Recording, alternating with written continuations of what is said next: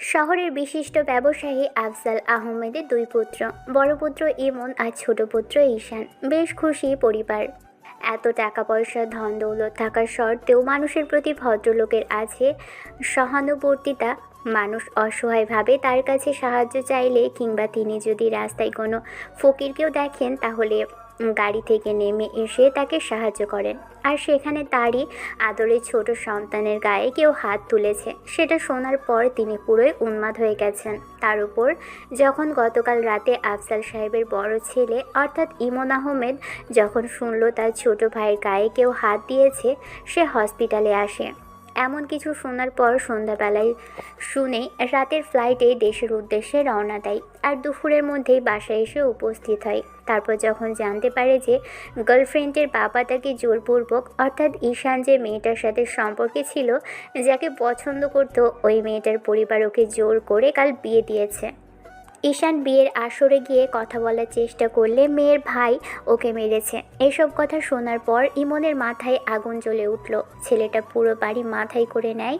ঠিক তখনই শায়লা বেগম এসে ছেলেকে থামানোর চেষ্টা করলে ছেলেটা থামল না। ইমন ঈশানের রুমে গিয়ে দেখল ছোট ভাই আদাশোয়া হয়ে বসে আছে, হাতে পায়ে আর শরীরের বেশ জায়গায় আঘাতের দাগ। ইমন এসে ছোট ভাইয়ের সামনে বসে বলতে আরম্ভ করলো, ভাই তুই আমাকে একটা বার বলিসনি কেন তোর গার্লফ্রেন্ডের বিয়ে হয়ে যাচ্ছে? তুই ওকে উঠিয়ে নিয়ে আসতি, তারপর বাকিটা আমি দেখে নিতাম। ভাইয়া এত হাইপার হয়েও না, দোষটা আমারই। ও নিজে থেকে বিয়েতে রাজি হয়ে গেছে আর আমি সেখানে গিয়ে বাধা দেওয়ার চেষ্টা করেছি। তোদের সম্পর্ক কতদিনের? 6 মাসের। ভালোবাসতো মেয়েটা তোকে? ঈশান মাথা নিচু করে হ্যাঁ সূচক উত্তর দিলেও চোখের পানি টলমল করছে। হাতের উল্টো পিঠ দিয়ে ছেলেটা চোখের পানি মুছে নিল। যার গার্লফ্রেন্ডের বিয়ে হয়ে গেছে সেই জানে কষ্টটা ঠিক কতটুকু হয়। এরই মাঝে আব্বু আম্মুর রুমে প্রবেশ করতেই ইমন ভাইয়ের মুখের পাশে হাত রেখে বলতে লাগলো, শোনা ভাই আমার, কে মেরেছে তোকে বল?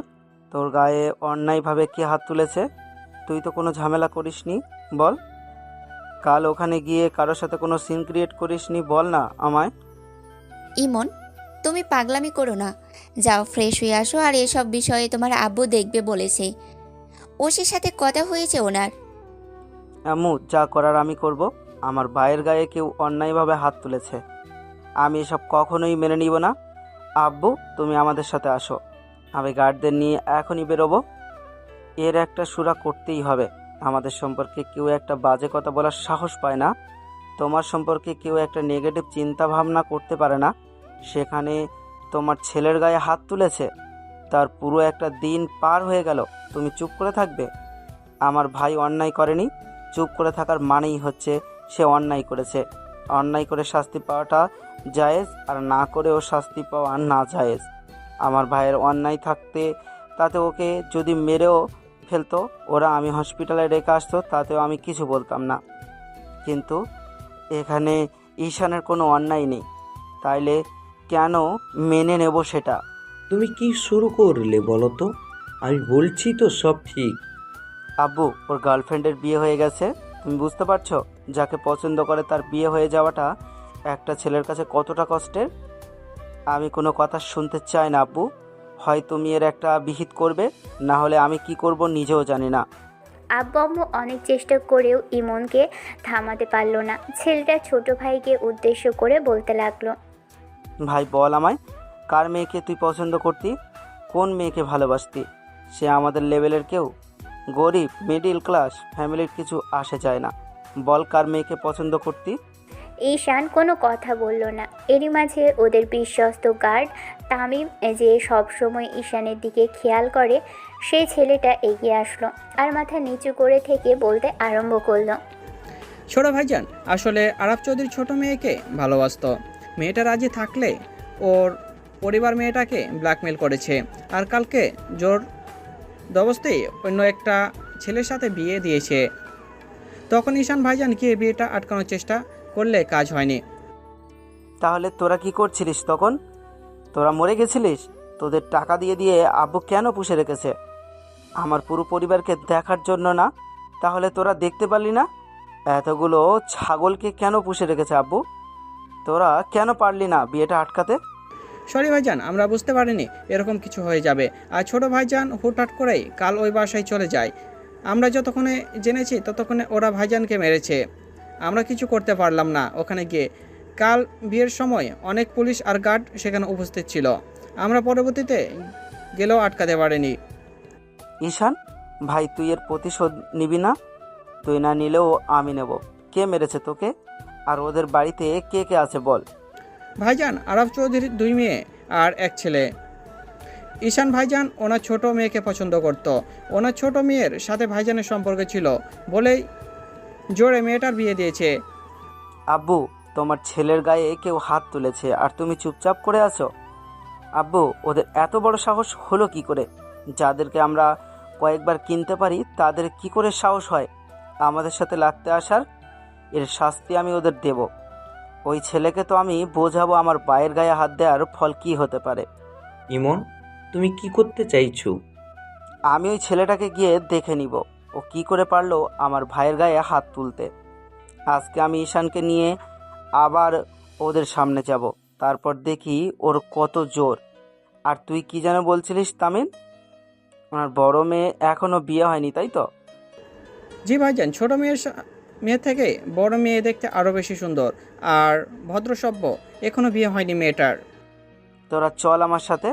আজকে ওর সাথে ঈশানের বিয়ে হবে। যেহেতু ওদের মেয়েকে পছন্দ করার শাস্তি হিসাবে আমার ভাইকে কালোরা মেরেছে, তাইলে ওদের মেয়ের সাথেই আমার ভাইয়ের বিয়ে হবে। ছোট মেয়ের সাথে না হলেও বড় মেয়ের সাথে হবে। তারপর দেখি ওরা কি করে আমাকে আটকায়।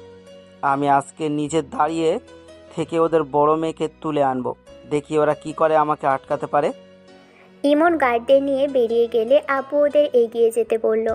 ইমন ঈশানের হাত ধরে টানতে টানতে বাহিরে বেরিয়ে গেল। অন্যদিকে আম্মু আব্বুকে আটকাতে গেলে উনি বলতে লাগলেন, সায়লা, আমাকে জোর করো না। আমার ছেলের কোনো দোষ না থাকা সত্ত্বেও ওরা আমার ছেলের গায়ে হাত দিয়েছে। কাল ইমন ওইখানে থাকলে আমি বিশ্বাস করে নিতাম যে ইমন কারোর সাথে সিনক্রেট করেছে। কিন্তু ঈশান কারোর সাথে জোর গলায় কথা বলার ছেলে না। সেখানে কিনা ওর গায়ে অন্যায়ভাবে কেউ হাত দেবে আর আমি সেটা চুপ করে থেকে দেখব? আমার বড় ছেলে যা করেছে করতে দাও। সায়লা, তোমার না ছেলের বউ দেখার খুব ইচ্ছা? আজকে তোমার ইচ্ছা পূরণ হবে, বিয়ে হবে তোমার ছেলের। ওগো, তুমি বুঝতে পারছো না?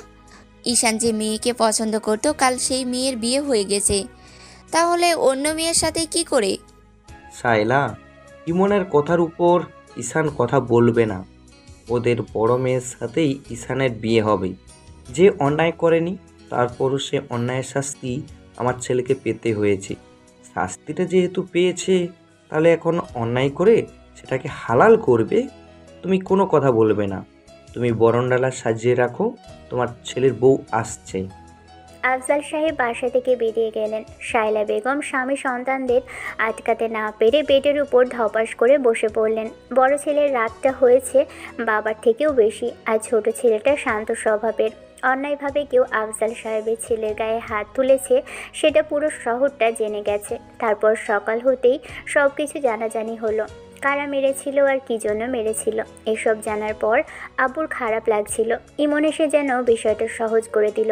ও আধা ঘন্টার মধ্যেই আরাফ চৌধুরীর বাড়ির সামনে চলে আসে। তারপর গাড়ি থেকে নেমে এক গাদা গার্ড নামে। আফজাল আহমেদ 2 ছেলে আর 25-30 জন গার্ড বাসার দিকে এগিয়ে যেতে লাগলো।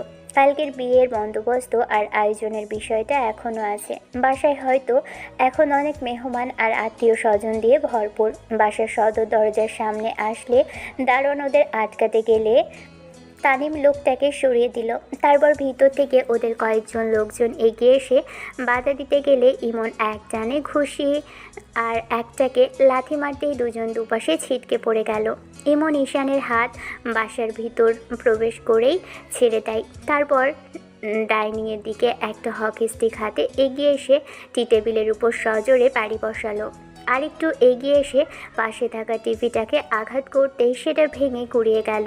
বাসাতে হঠাৎ এমন অতর্কিত ভাঙচুরের শব্দ হতেই আত্মীয় স্বজন সবাই ওদের দিকে তাকালো। এরই মাঝখানে আফজাল আহমেদ চিৎকার করে আরাফ চৌধুরীকে ডাকতে লাগলেন। আফজাল সাহেবের চিৎকার চেঁচামেচিতে আরাফ চৌধুরী দৌড়ে নিচে নেমে আসলেন। তারপর এতগুলো গার্ড আর লোকজন দেখে হতভম্বের ন্যায় তাকিয়ে রইলেন। লোকটাকে দেখেই ইমন এগিয়ে এসে ওনার সামনে দাঁড়ালো। পা থেকে মাথা অবধি দেখে বলতে আরম্ভ করলো। কাল আমার ভাইকে একা পেয়ে মেরেছেন তাই না? আজকে আমি যদি সবার সামনে আপনাদের থবড়াগুলো চেঞ্জ করে দিই তাহলে কেমন লাগবে? আপনাদের সাহস হলো কী করে আমার ভাইয়ের গায়ে হাত দেওয়ার? আপনি জানেন আমি যদি চাই তাহলে আপনাকে কয়েকবার কিনে ফেলতে পারি। আমার আব্বু যদি চায় আপনার ব্যবসা করা এই দেশে বন্ধ হয়ে যাবে। আপনি সব কিছু জানার পরও আমার ভাইকে উপেক্ষা করার সাহস কী করে করতে পারলেন? আপনার তো ভাবা উচিত ছিল। আপনার তো আগে ভাবা উচিত ছিল যে আপনার ছোট মেয়েকে আমার ভাই পছন্দ করে। ইমন, তুমি কিন্তু বেয়াদবি করছো। উনি তোমার ছোট ভাইয়ের শ্বশুর। তুমি ওনার সাথে এমন করে কথা বলতে পারো না। আমি কথা বলছি, তুমি শান্ত হও। এরই মাঝখানে আরাফ সাহেবের ছেলের ওয়াইফ আর বড় মেয়ে নিচে নেমে আসলো। মেয়েটা এগিয়ে এসে দূরে দাঁড়িয়ে রইল। আফজাল আহমেদ এগিয়ে এসে আরাফ সাহেবের সামনে দাঁড়িয়ে বলতে আরম্ভ করলো। অন্যায়টা আপনারা জেনেই করুন আর না জেনেই করুন, শাস্তিটা আপনাদের পেতেই হবে। আমার ছেলের কি অন্যায় ছিল? আপনাদের সাথে সিনক্রেট করেছিল, নাকি আপনাদের মেয়েকে তুলে নিয়ে যাওয়ার চেষ্টা করেছিল? ব্ল্যাকমেল করে মেয়ের বিয়ে দিয়েছেন, ঠিক আছে। আপনি একবার আমাকে জানালে আমি জোর করে আমার ছেলেকে নিয়ে যেতাম, কিন্তু সেটা না করে আমার ছেলের গায়ে হাত তুলে জীবনের সবচেয়ে বড় ভুলটা আপনি করে ফেলেছেন আরাফ সাহেব। সে অন্যায়ের ফলস্বরূপ শাস্তিটা আপনাদের পেতেই হবে। আপনাদের প্রায়শ্চিত্ত করতে হবে, অনেক বড় প্রায়শ্চিত্ত করতে হবে। দেখুন আপনারা কিন্তু ভুল করছেন। বাসায় এসে আপনারা এমন সিন ক্রিয়েট। আরাফ চৌধুরী ছেলের কথাতে ইমন রেগে তেড়ে আসলো। তারপর হকি স্টিক দিয়ে যখনই ছেলেটাকে আঘাত করতে যাবে তার আগেই ঈশান হকি স্টিক ধরে ফেললো আর ভাইকে উদ্দেশ্য করে বলতে লাগলো। ভাইয়া, ওনার গায়ে হাত দিও না। উনি আমাকে মেরেছে, সেটা ওনার ভুল ছিল। কিন্তু উনি এখন আমাদের আত্মীয় হতে চলেছে। আত্মীয়দের গায়ে হাত তুলতে নেই। ঠিক বলেছিস তুই। আমি ওকে মারবো না। ও যেটা করেছে সেটার জন্য শাস্তি পেতে হবে, তবে ওকে না, ওর বোনকে পেতে হবে। দেখুন আফজল সাহেব, আমি বুঝতে পারিনি ও আপনার ছেলে। যদি বুঝতে পারতাম তাহলে কখনোই এরকম ভুল করতাম না। আপনি আমাকে একটু সুযোগ দিন, আমি আপনাকে সবটা বুঝিয়ে বলছি। কি বোঝাবেন আপনি আমাকে? বলুন, কি বোঝাবেন? আপনি আমার ছেলের গায়ে না জেনে আঘাত করেছেন, সেটা আপনি অবশ্যই জানতেন না। ঈশান আমার ছেলে। আপনার সাহস কি করে হলো আমার ছেলের গায়ে হাত দেওয়ার? আমরা মানুষের কাঁধে কাঁধ মিলিয়ে চলি, কখনো অহংকার দেখাই না। আর আপনি আমার ছেলেকে মেরেছেন, এটা মেনে নিব আমি? আব্বু, এত কথা বলার কিছু নেই। আমরা যেটা করতে এসেছি সেটাই করি। দেখুন আঙ্কেল, আপনি কিন্তু বাসায় এসেছেন, সিন ক্রিয়েট করছেন। আপনারা এমন করতে পারেন না। আমরা চাইলে পুলিশের কথা শোনার সাথে সাথে ইমনের মেজাজটা আবারও বিগড়ে গেল। ছেলেটা হকি স্টিকটা তানিমের দিকে ছুঁড়ে দিয়ে কোমর থেকে ও লাইসেন্স করা রিভলভারটা বের করে তারপর মুখের সামনে এনে ঘোরাতে ঘোরাতে বলতে আরম্ভ করলো। কি যেন বলছিলি? আরেকবার বল। তোর আইন আমি জায়গা মতো ভরে দেব। তোর কত বড় সাহস, তুই আমার ভাইয়ের গায়ে হাত দিস? তারপরও যে সোজা হয়ে দাঁড়িয়ে আছিস সেটা শুধু আমার ভাইয়ের জন্য। তুই বাড়ির কথা বললি না? এই বাড়ি আমি ভেঙে গুড়িয়ে দেব। ইমন, শান্ত হও, সিনক্রেট করো না, আমি কথা বলছি। আফজল সাহেব, আমাদের ভুল হয়ে গেছে। আমরা যতক্ষণ জানতে পেরেছিলাম ও আপনাদের ছেলে, ততক্ষণে আমার মেয়ের বিয়েটা দিয়ে ফেলেছি, আর আমাদের ভুলটা হয়ে গেছে। তার জন্য আমি আপনার কাছে হাত জোর করছি। সেটা বললে তো চলবে না, ভুলের মাসুল আপনাকে দিতেই হবে। হাত জোর করে ক্ষমা চাইলে তো সমাধান হবে না। আচ্ছা, তাই যদি হয় তাহলে আমি আপনার কাছে ক্ষমা চাইছি। আপনি যে কাল আমার ছেলের সাথে আপনার মেয়ের বিয়ে না দিয়ে উল্টো আমার ছেলেকে আঘাত করেছেন, সেটা ফিরিয়ে দিতে পারবেন? কি হলো দিন আমাকে ফিরিয়ে? আফজাল সাহেবের এমন দ্বারা কথা শুনে বাসার সবাই চুপ করে রইলেন। তখন উনি একটা ধমক দিয়ে বলতে শুরু করলেন। সব জায়গায় ক্ষমা দেখানো আর কতটুকু ক্ষমা আপনার এখন দেখান? আজকে আপনার চোখের সামনে থেকে আপনার বড় মেয়েকে আমার ছেলে তুলে নিয়ে যাবে। ক্ষমতা থাকলে আটকে দেখান। আর এই যে ছেলে, খুব ফটাফট করছো। তুমি আমাকে চেনো না। আমার বাবা ভাই থেকে শুরু করে আমার পুরো পরিবার বিজনেসম্যান। তারপরও আমরা সেটা দেখাইনি। আমরা মানুষের সাথে মিলে চলতে পারি। আর তুমি বাবার সামান্য টাকা পয়সা হতেই এত অহংকার দেখাচ্ছ। তুমি আমার ছেলের গায়ে হাত দিচ্ছ। বুঝতে পারছো যে এটা কত দূর গড়াতে পারে? আরাফ সাহেবের ছেলেটা মাথা নিচু করেছিল। এখন আমার ভাইয়ের গায়ে তুই আঘাত করবি? আমি সামনে আছি। আজকে মার তুই আমার ভাইকে। আজকে তোর সাহস দেখব আমি। কি হলো, মার। ঈশান আবারও ভাইকে আটকে দিল আর বলতে লাগলো, ভাইয়া, ওর কোনো দোষ নেই, ও ভুল করেছে। তার জন্য শুধু ওকে না, ওর পুরো পরিবারকে শাস্তি পেতে হবে। পুরো শহরের মানুষ আমাদের নিয়ে হাসাহাসি করছে, এসব বন্ধ করতে হবে। আর সেটা ওদের মাধ্যমেই। ওদের যেভাবে সাহস হয়েছে ঠিক সেভাবেই সাহসটা কমিয়ে দিতে হবে। তুই ঠিকই বলেছিস। এদের মেয়ে কোথায়? এদের বড় মেয়ে কোথায়? দেখো বাবা, তুমি সিক্রেট করো না। আমি তো বলছি আমি ক্ষমা প্রার্থী।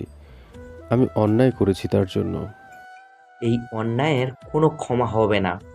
আপনারা যেটা করেছেন সেটার জন্য আপনাদের শাস্তি পেতেই হবে। সবচেয়ে বড় বিষয়, আপনার মেয়ের সাথে আমার ছেলের বিয়ে হয়নি। আমার ছেলে আপনাদের মেয়েকে পছন্দ করত। আপনারা চাইলেই পারতেন সবটা সমাধান করে নিতে, কিন্তু সেটা না করে উল্টো আমার ছেলের গায়ে হাত তুলেছেন। আর সেটার শাস্তি তো আপনাদের পেতেই হবে। তার জন্য আপনার বড় মেয়ের সাথে আমার ছেলের বিয়ে হবে, সেটা আজকে, এক্ষুনি, আর এই মুহূর্তেই। আপনারা চান বা না চান তাতে আমার কিচ্ছু যায় আসে না। তবে একটা কথা আপনাদের জন্য, মানুষ আমাদের নিয়ে হাসাহাসি করেছে। পুরো শহর জুড়ে এসব নিয়ে আলোচনা হচ্ছে। আমি সেই আলোচনাটা বন্ধ করতে চাই। আপনি চাইলে আমাকে আটকাতে পারবেন না। আমি আজকে আপনার মেয়েকে জোর করে এখান থেকে নিয়ে যাবই, আমার ছেলের পুত্রবধূ হিসেবে। আর বাড়াবাড়ি করলে এর জন্য কি হতে পারে সেটা আপনি খুব ভালো করেই জানেন। আর আমি জানি আপনি বাড়াবাড়ি করবেন। এখন আপনি চুপ করে থাকলেও আপনার এই ছেলের কান ভাঙানোতে আপনি একটু বাদেই আবার পুলিশের কাছে যাবেন, তাই তো? তখন আপনার মেয়েকে নিয়ে যাওয়ার আপনি থানাতে কমপ্লেন করে আমার কি করতে পারেন আমিও সেটা দেখতে চাই। বাসায় থাকা সব মেহমান দাঁড়িয়ে থেকে ওদের বাবা ছেলের এরকম সব কথা শুনছে। আফজাল সাহেবের বড় ছেলেটার মাথা অত্যন্ত গরম হয়ে আছে, সেটা বুঝতে পেরেই আরাফ চৌধুরীর পুরো পরিবার চুপচাপ দাঁড়িয়ে রইল। অন্যদিকে ঈশান খেয়াল করলো সিঁড়ির কাছে একটা মেয়ে দাঁড়ানো। এই মেয়েটাই হয়তো তানিশার বড় বোন খুশি। ঈশান নামটা শুনেছিল, তবে কখনো দেখা হয়নি, কিন্তু আজকে প্রথমবার দেখছে। আসলে মেয়েটা সুন্দরী, তবে সুন্দরী বললে ভুল হবে, অত্যাধিক লেভেলের সুন্দরী। ঈশান কিছুক্ষণ মেয়েটার দিকে তাকিয়ে থাকলো। কি হলো আব্বু? কি বলেছে? তুই শুনতে পাসনি ঈশান? নাকি তোকে এখনও বুঝিয়ে দিতে হবে? যা গিয়ে নিজের হবু বউকে নিয়ে আয়। আজকে ওর সাথে তোর বিয়ে হবে, দেখি কে আটকায়। এরই মাঝে তামিম ঈশানের কাছে এসে বলল মেয়েটা সিঁড়ির কাছে দাঁড়ানো। ঈশান যেটা কেস করেছে সেটাই হয়েছে। ঈশান আর এক মুহূর্ত দেরি করলো না, মেয়েটার দিকে এগিয়ে যেতেই আরাফ সাহেব বারণ করতে লাগলো। আফজাল সাহেব ওনাকে ধমক দিয়ে থামিয়ে দিলেন। ঈশান গিয়ে মেয়েটার সামনে দাঁড়াতেই ও পিছনে যেতে আরম্ভ করলো। ঈশান হঠাৎই মেয়ের হাতটা ধরে ফেললো, সাথে সাথে মেয়েটা ছোটার চেষ্টা করে বলতে লাগলো, কি কি করছেন? আমাকে ছাড়ুন প্লিজ। আমি কি অন্যায় করেছি? আব্বু ভাইয়া ওকে ছাড়তে বলো না প্লিজ, আমাকে ছেড়ে দিন। আপনি আমার সাথে এমন কেন করছেন? ঈশান, একটা মেয়েকে আনতে এত সময় লাগে, আর ও কি সহজে আসতে চাইবে? তুই বুঝতে পারছিস না ওকে কিভাবে আনতে হবে? ভাইয়ার কথাতে ঈশান জোর করে মেয়েটাকে নিয়ে আসতে গেলে এবার ওর ভাই ইমনের কাছ থেকে এসে ঈশানকে আটকাতে গেলে তখনই ইমন ওর মাথায় রিভলভার ঠেকিয়ে বলতে লাগলো, আর এক পা এগোবি না। যদি এগোস তাহলে তোর মাথার খুলি আমি উড়িয়ে দিব। তোর এত সাহস আসলো কোথা থেকে? তুই আমার ভাইয়ের গায়ে হাত দিয়েছিস। কাল আমি ছিলাম না বলে খুব বাড়াবাড়ি করেছিস। আজকে দেখা তোর বাড়াবাড়ি, দেখি তুই কি করতে পারিস। ঈশান মেয়েটাকে টানতে টানতে দরজার দিকে নিয়ে যেতে লাগলো। অন্যদিকে মেয়ের বাবা মানে আরব সাহেব বারবার বারণ করতে লাগলেন ওনার মেয়েকে নিয়ে না যেতে। মেয়েটা কান্নাকাটি জুড়ে দিল ছাড়া পাওয়ার জন্য। ঈশান জোর করে হাত ধরে টানতে টানতে ওকে বাইরে নিয়ে আসে। বাসার সবাই হতবাক হয়ে আছে আজকের এমন একটা কাজে। মেয়েটার বাবা মা ভাই অনেক রিকোয়েস্ট করার পরও ঈশান ইমন কিংবা ঈশানের আব্বু কেউই ওদের কথা শুনলো না। শেষে মেয়েটা ছোটার জন্য জোর জবরদস্তি করতেই তখন ঈশান ওকে হ্যাঁচকা টান দিয়ে কোলে উঠিয়ে নেয়। মেয়েটা অবাক চোখে ঈশানের দিকে ফ্যাল ফ্যাল করে তাকিয়ে রইল। কাঁদতে লাগলো ঈশানের থেকে ছোটার চেষ্টা করে। ইমন এসে ঈশানের পাশে দাঁড়িয়ে থেকে বলতে লাগলো, পার্সোনালিভাবে তোমার সাথে আমার কোনো শত্রুতা নেই বোন, তবে তোমার ভাই আর বাবা কাল অনেক বড় অন্যায় করেছে, তার জন্য তোমাকে আমাদের সাথে যেতে হবে। তবে ভয় পেও না, তোমাকে আমরা রক্ষিতা হিসেবে নিয়ে যাচ্ছি না, তুমি আমার ছোট ভাইয়ের বউ হবে, আর আজকেই তোমাদের বিয়ে হবে। যদি এরপর কোনো কথা বাড়াও তাহলে সেটা তোমার ভাই আর বাবার জন্য ক্ষতির কারণ হবে। এখন তুমি ভেবে দেখতে পারো, তুমি আমাদের সাথে সহজে যাবে নাকি আমাদের কিছু করতে হবে। ইমন একটা ধমক দিতেই মেয়েটা ফ্যাচ ফ্যাচ করে কেঁদে উঠল। আরও ভয় পেয়ে ঈশানের গলাটা ওই অবস্থাতেই জড়িয়ে ধরে কেঁদে কেঁদে বলতে লাগলো, আপনারা আব্বুর কোনো ক্ষতি করবেন না প্লিজ। আমি আপনাদের সাথে যাচ্ছি। আমি আমি আমি কাঁদবো না, আমি কোনো কথাও বলবো না, তারপরেও দয়া করে ওদের সাথে কিছু করবেন না। তাহলে চুপচাপ আমাদের সাথে চলুন। আর বিয়ে করার সময় যদি একটা টু শব্দ বের করেন মুখ দিয়ে আর কান্নাকাটি করেন তাহলে সেটা আপনার জন্য অনেক বেশি ক্ষতির কারণ হবে।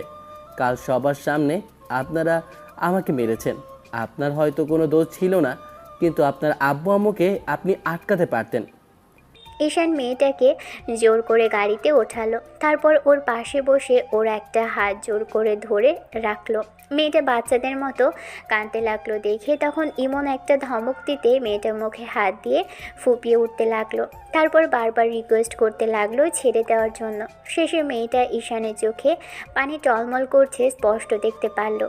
আর তাতেই বুঝতে পারলো কাল ছেলেটার সাথে ওর আপু আর ভাই কত বড় অন্যায় করেছে। আর এতক্ষণ যাবৎ মেয়েটা সবার সামনে উপস্থিত থেকে সবটাই শুনেছে যে ছেলেটা ওর ছোট বোন তানিশাকে ভালোবাসতো আর এখন খুশি তাকে বিয়ে করতে হবে। এসব কিছু শোনার পর খুশির মাথায় আকাশ ভেঙে পড়েছে। পালিয়ে যাওয়ার মতো সময় সুযোগটা পায়নি। যে মেয়েটাকে ঈশান তুলে এনেছে মেয়েটা দেখতে একদম পরীর মতো। মেয়েটাকে এমন করে কাঁদতে দেখে মনে হয়েছে এই মুহূর্তে বুকের মাঝে জড়িয়ে ধরতে। কান্না করার ফলে মেয়েটা হেঁচকি তুলছে। ঈশানের ইচ্ছে করছিল চোখের পানি মুছে দিতে, কিন্তু আপুর ভাইয়ের সামনে সেটা পারছে না। তার উপর আবার ওরই ছোট বোনকে ভালোবাসতো। এই কথাটা মাথায় আসলেই রাগে পুরো শরীরটা জ্বলছে ঈশানের। কি করে পারলো তানিশার আব্বু আর ভাই ওর ভালোবাসার মানুষটাকে বিয়ে দিয়ে দিতে? এদিকে ওর আব্বু আর ভাইয়া যখন বলছে তাহলে এই মেয়েটার সাথে ঈশানের বিয়ে হবে। তাছাড়া এই মেয়েটার ছোট বোনকে ঈশান ভালোবাসতো, সেই মেয়েটাকে ওরা জোর করে অন্য কোথাও বিয়ে দিয়েছে। যে অন্যায়ের কারণে ওর গায়ে কাল ওরা গায়ে হাত তুলেছে, সে অন্যায়টা আজকে করেই দেখাবে না হয়। ঈশান ভাবছে ভাইয়া যখন একবার বলেছে তাহলে এসব করেই ছাড়বে। তাই ঈশান আর তেমন কথা বাড়ায়নি। সবাই কাজী অফিসের সামনে চলে আসলো। আম্মু আরও অন্যান্য লোকজন থেকে শুরু করে এমনকি ঈশানের বন্ধুরা সব কিছু জানার পর সেখানে চলে এসেছে। ঈশান গাড়ি থেকে নামলো। মেয়েটা নামতে চাইছে না দেখে ওকে জোর করে হাত ধরে টানতে টানতে নামালো। মেয়েটা সেই জেদ করছে যাবে না বলে, তাই মেয়েটাকে জোর করে ঈশান আবারও কোলে ওঠালো। তারপর কাজী অফিসের ভিতরে নিয়ে যেতে গেলে মেয়েটা বলতে লাগলো, আমি আপনার কি ক্ষতি করেছি? আপনি আমার সাথে সিন ক্রিয়েট কেন করছেন? আমি তো কোনো অন্যায় করিনি। আপু ভাইয়াকে শাস্তি দিন, আমাকে আমাকে জোর করে কেন তুলে যাচ্ছেন? আপনি তো আমার ছোট বোনকে। কাল ছোট বোনের বিয়ে দিয়েছেন আপনারা, খুব মহৎ কাজ করেছেন। এখন তো আমাকে আপনার বিয়ে করতেই হবে, বিয়ে তো আপনাকে করতেই হবে। আপনি বিয়ে না করে কোথাও যেতে পারবেন না। আব্বু আর ভাইয়ার কথার বাইরে কিছুই হবে না। যদি কিছু হয় তাহলে ওদের কথাতেই হবে। আর হ্যাঁ, যেটা নিয়ে কথা উঠেছে আমি চাই না সেটা নিয়ে আর সামনের দিকে কথা হোক। আপনাদের এমন কাজের জন্য আমার আব্বুর সম্মানে লেগেছে, তাই বিয়েটা আপনাকে করতেই হবে। আর হ্যাঁ, যদি কথা বাড়ান তাহলে সেটা আপনার আব্বু আম্মুর জন্য ক্ষতির কারণ হবে। আমার ভাইয়া ঠিক কতটুকুর আগে সেটা তো দেখেছেনই, তাই ভদ্রমেয়ের মতো এখন কাজী অফিসের ভেতরে গিয়ে সাইন করে দেবেন। আর ভুলেও বলবেন না আপনি বিয়েতে রাজি নন, তাহলে আপনার আব্বু আর ভাইয়ের ক্ষতি হবে, সেটা আমিও আটকাতে পারবো না। মেয়েটা কাঁদতে দেখে ইমন ভাইয়া আবারও ধমক দিতেই আবু বারণ করতে লাগলো ইশারায়। ইমন ভাইয়া কিছুটা শান্ত হলে ওরা কাজী অফিসের ভিতরে আসলো। ঈশান মেয়েটাকে একটা জায়গায় বসিয়ে দিয়ে নিজে ওর পাশে বসলো। ঈশান মেয়েটার হাত ধরে রেখেছে। আবু কাজীকে বিয়েটা পড়াতে আরম্ভ করতে বললে কাজী ফ্যাল করে ওদের দিকে তাকিয়ে রইল। ইমন কাজীকে ধমক দিতেই লোকটা কাঁপা কাঁপা কণ্ঠে বলতে লাগলো, না মানে আসলে বলছিলাম কি বাবা, মেয়েটা তো কাঁদছে, দেখেই বোঝা যাচ্ছে ও বিয়েতে রাজি না। তাই বলছিলাম কি জোর করে বিয়ে দেওয়াটা কি খুব বেশি জরুরি? পরে পুলিশ কেস টেস হলে আমাকে নিয়ে টানা হেঁচড়া হবে। তাই বলছিলাম কি বুঝে শুনে। ইমন রিভলভারটা টেবিলের উপর রাখতেই ভদ্রলোক তাড়াহুড়ো করে কাজ শুরু করলেন। এখন নিশ্চয়ই আপনাদের কাজ করতে অসুবিধা হবে না। আপনার যত টাকা লাগবে আমরা দিব, আপনার কোনো সমস্যা হবে না। আপনি বিয়ের কাজ শুরু করুন। আধা ঘন্টার মধ্যেই দুজনের বিয়ে সম্পন্ন হলো। তবে মেয়েটা কান্নাকাটি করে বলছিল বিয়েটা করবে না। খুশি ভাবতেও পারেনি কাল বোনের বিয়ের পরেই আজকে ওর বিয়েটাও হবে, তাও যাকে বিয়ে করলো সেই ছেলেটা আর কেউ নয়, ওরই ছোট বোনের বয়ফ্রেন্ড। এসব ভেবেই খুশি ফুপিয়ে ফুপিয়ে কাঁদতে লাগলো। এবার ঈশানের আম্মু এসে মেয়েটার চোখের পানি মুছিয়ে দিয়ে বলতে লাগলো, ভয় নেই মামনি, তোমার সাথে আমরা আর কোনো সিন ক্রিয়েট করছি না। তবে হ্যাঁ, তোমার আব্বু আর ভাইয়া অনেক বড় অন্যায় করেছে। আমার আদরের সন্তানের গায়ে তারা আঘাত করেছে। এসবের আলাপ আলোচনা বন্ধ করতে হবে। তাই আমার স্বামী এমন সিদ্ধান্ত নিয়েছে, তুমি ওই বাড়িতে আমার ছেলের বউ হিসেবে নয়, আমার মেয়ে হয়ে রাজরানীর মতো থাকবে। তুমি ভেবো না তোমার সাথে ওখানে কোনো সিন ক্রিয়েট করা হবে। তবে হ্যাঁ, তোমার আব্বু আর ভাইয়া যদি পুলিশ নিয়ে আসে তাহলে তুমি তোমার স্বামীর পক্ষ নিয়ে কথা বলবে, কারণ ঈশান এখন থেকে তোমার স্বামী। আমি আশা করছি তুমি ঝামেলাটাকে আর বাড়াবে না। তোমরা আইনগত ব্যবস্থা নিলে আইনের বহির্ভূত অবস্থায় গিয়ে তোমার শ্বশুরকেও কিন্তু ব্যবস্থা নিতে হবে। তোমরা যেমন ক্ষমতার যেমন অপব্যবহার করেছো, আমরাও সেটা করতে পারবো। ওই বাসাতে গেলে তুমি বুঝতে পারবে তুমি যতটা খারাপ এই মুহূর্তে আমাদের ভাবছো ততটা খারাপ আমরা নয়। আমি তোমাকে ছেলের বউ নয়, মামনি মেয়ে হিসেবে আগলে রাখবো। এখন চলো, কান্নাকাটি না করে আমাদের সাথে চলো। খুশি মেয়েটা চুপ করে রইল। ঈশান যতটা রাগী তার থেকেও ওর বাবা ভাই হাজার গুণে রাগী। এখন এই মুহূর্তে যদি কিছু ভুলভাল বলেও ফেলে তাহলে ওরা যে কী অবস্থা করবে সেটা ভেবেই খুশি শুধু কাঁদতে লাগলো। মেয়েটা এক পাও সরছে না। ঈশান আবারও মেয়েটাকে জোর করে বাইরে নিয়ে আসলো। মেয়েটা বন্ধুদের চলে যেতে বলল। আবু বাসায় না গিয়ে চলে গেল থানাতে ওসির সাথে দেখা করতে। আর যাওয়ার সময় আবু ঈশানকে আর ইমনকে বাসায় চলে যেতে বলল। কিছু গার্ড ইমন আব্বুর সাথে পাঠিয়ে দিল। ঈশান মেয়েটাকে জোর করে এনে গাড়িতে বসালো। মেয়েটাই ওর থেকে দূরে যাওয়ার চেষ্টা করলে ঈশান আম্মু আর ভাইয়ের সামনে ওকে দুহাতে জড়িয়ে ধরল আর বুকের মাঝে টেনে এনে বলতে লাগলো, চুপ, একদম চুপ। আর একটা শব্দ যদি হয় তাহলে আপনার কি অবস্থা করব আপনি ভাবতেও পারছেন না। আপনি আমার সাথে এমন কেন করছেন? আপনি না আমার ছোট বোনকে ভালোবাসতেন, তাহলে আপনি আপনি কি করে পারছেন আমার সাথে এমনটা করতে? আমি কি এমন অন্যায় করেছি? আমি তো আপনার কোনো ক্ষতি করিনি, তাহলে আপনি কেন আমার সাথে এমন জোর করছেন? কালকে সেটা ভাবা উচিত ছিল। আব্বু আর ভাইকে কাল আটকাতে পারতেন। বোনের বিয়ে দেওয়ার সময় একটা আবার ভাবা উচিত ছিল যে আমার কোনো অন্যায় নেই, তাহলে অন্তত আজকে আমাকে এই কাজটা করতে হতো না। আপনার বোনকেই আমি বিয়ে করতাম, কিন্তু আপনারা সেটা না করে কাল আমার সাথে অনেক বড় অন্যায় করেছেন। এতে এতে আমার কি দোষ? আমি তো জানতামই না যে এরকম কিছু হবে। আপনারা যে এত রাগী আমি বুঝতে পারিনি, তাহলে কখনোই আব্বু আর ভাইয়াকে এগুলো করতে দিতাম না। আব্বু আর ভাইয়া পুলিশ শাস্তি কেন আমাকে দিচ্ছেন? চুপ, একদম চুপ। আর একটা কথা বলে কিন্তু এখন গায়ে হাত তুলবো। মেয়েটা ফ্যাল করে বাচ্চাদের মতো কাঁদতে লাগলো। ঈশান ওকে আর একটু শক্ত করে বুকের সাথে জড়িয়ে ধরতেই মেয়েটা শুধু ফোপাতে লাগলো। আম্মু ওদের পাশেই বসেছিল। আম্মু বারবার মেয়েটাকে বারণ করার সত্ত্বেও মেয়েটা কাঁদতে লাগলো। ঈশান বাসার সামনে এসে মেয়েটাকে কোলে তুললো আর তাতেই মেয়েটা চুপচাপ শুধু চোখের পানি ফেলতে লাগলো। বাসার মানুষগুলোকে ছেড়ে এসেছে আর আজকে এরকম একটা পরিস্থিতিতে ওর বিয়ে হলো বলেই খুশি হতে পারছে না। ঈশান মেয়েটাকে বাসার ভিতরে আনতেই আম্মু তাড়াহুড়ো করে কোথাও একটা চলে গেল। তারপর ছেলের বউকে বরণ করা হলে বউকে ঘরে নিয়ে যেতে বললেই ঈশান মেয়েটার হাত ধরল। মেয়েটা যাবে না বলে জেদ করতেই ঈশান ওকে জোরে সোরে একটা ধমক দিলে মেয়েটা কেমন যেন ভয়ে কেঁপে উঠল। শাশুড়ি আম্মুর সামনে এরকম করতে হয় না। এখন ভদ্র মেয়ের মতো আমার সাথে চলুন। যদি আপনি তেরা বেঁকা হন তাহলে সেটা আপনার আব্বু আর ভাইয়ার জন্যই ক্ষতি হবে। এখন আপনি নিশ্চয়ই চাইবেন না যে ওদের কোনো ক্ষতি হোক। আপনারা আমাকে মেরে ফেলুন, আমার সাথে যা করার তাই করুন, তারপরে ওদের কোনো ক্ষতি করবেন না। আমি মেয়ে হয়ে আব্বুর ক্ষতিটা কী করে চাইবো বলুন? দয়া করে আপনারা আব্বু আমাকে বলুন না যে আমাকে যা ইচ্ছে করুক, তারপরে যেন ওদের কোনো ক্ষতি না করে। আমাকে ছেড়ে দিন না প্লিজ। আমি কথা দিচ্ছি, আমি আব্বু আমাকে বলবো আপনাদের সরি বলতে। কি বললে তুমি? আমি তোমাকে বিয়ে করেছি, বউ হিসেবে বাসায় নিয়ে এসেছি, আর তুমি বলছো তোমাকে ছেড়ে দিতে? এটি কি করে সম্ভব? এই মেয়ে, পাগল হয়েছে তুমি? না, আমি এই বিয়ে মানি না। আপনারা জোর করে আমাকে বিয়ে করতে বাধ্য করেছেন। আমি এই বিয়েতে কোনোদিনও রাজি ছিলাম না, আপনারা জোর করেছেন আমাকে। কি বললে? আর একবার বলো শুনি। হ্যাঁ তো, জোর করেই তো আমাকে খুশি মেয়েটা কথা বলে শেষ করতে পারল না, তার আগেই ঈশান ওর মুখটা চেপে ধরল।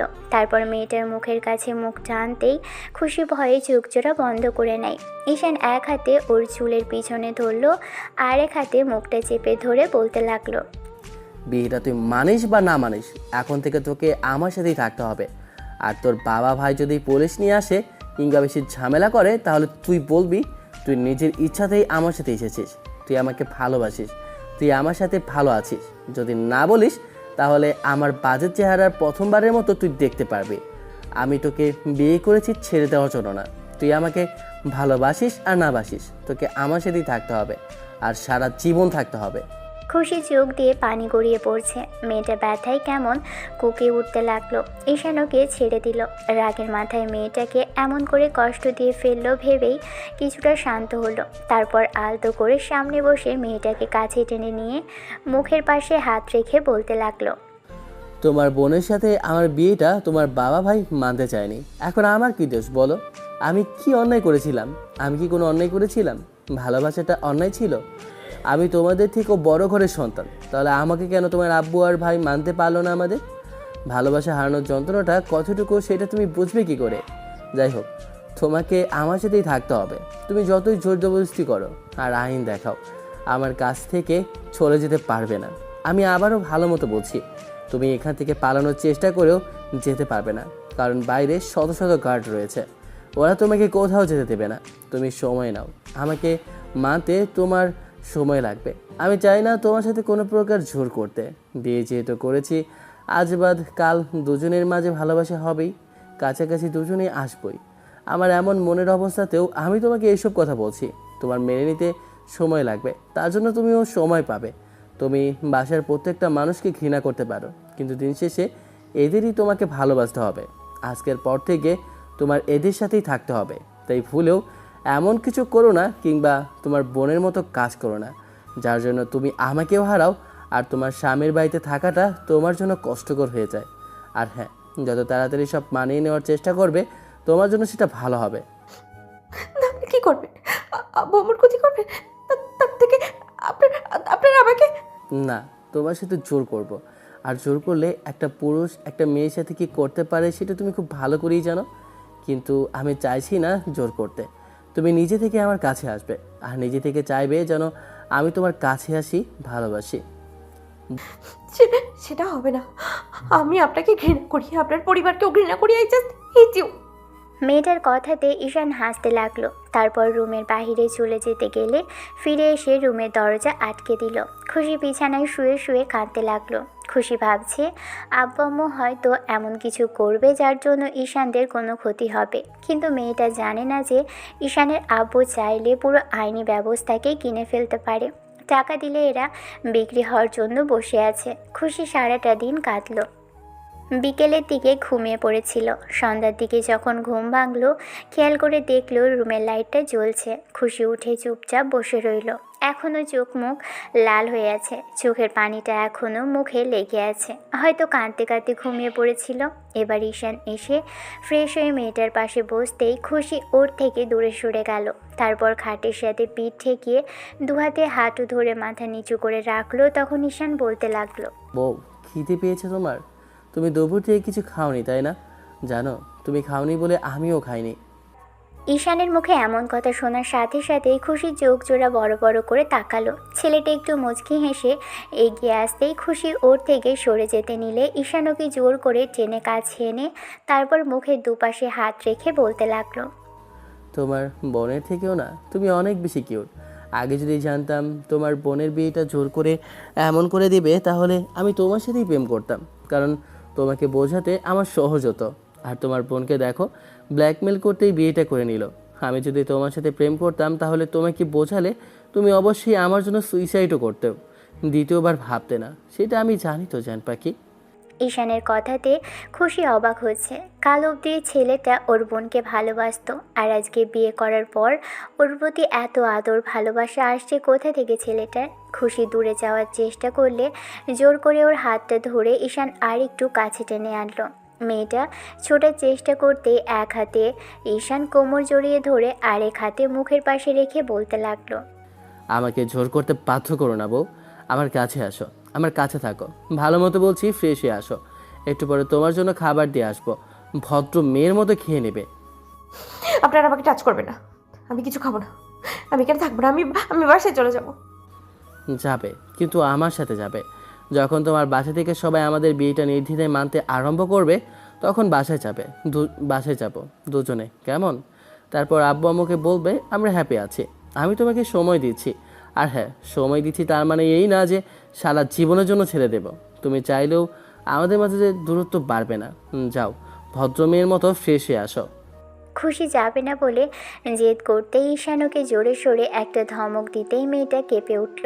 তারপর আবারও সে ফ্যাচ ফ্যাচ করে কেঁদে ফেলতেই ঈশান ওর চোখের পানি মুছিয়ে দিয়ে মুখের পাশে হাত রেখে বলল, বউ, তুমি বুঝতেই তো পারছো আমার পরিবারের মানুষ একটু রাগী। তার মধ্যে আমি সবার চেয়ে শান্ত ছিলাম, কিন্তু তোমার ভাইয়া আব্বু আমাকে শান্ত থাকতে দিল না। জানো তো আমার কি অন্যায় ছিল? আমি তানিশাকে বিয়ে করে নিতে চেয়েছিলাম। তোমার আব্বু আম্মু আমার আব্বুর সাথে কথা বলে নিলেই তো হতো। দেখো, মাঝখান থেকে তোমাকে আমার বিয়ে করতে হলো। তবে তুমি ভেবো না যে তোমার বোনকে ভালোবাসার পর তোমাকে ভালোবাসতে পারবো না। বউকে ভালো না বাসলে পুরুষ মানুষ কাকে ভালোবাসবে বলো?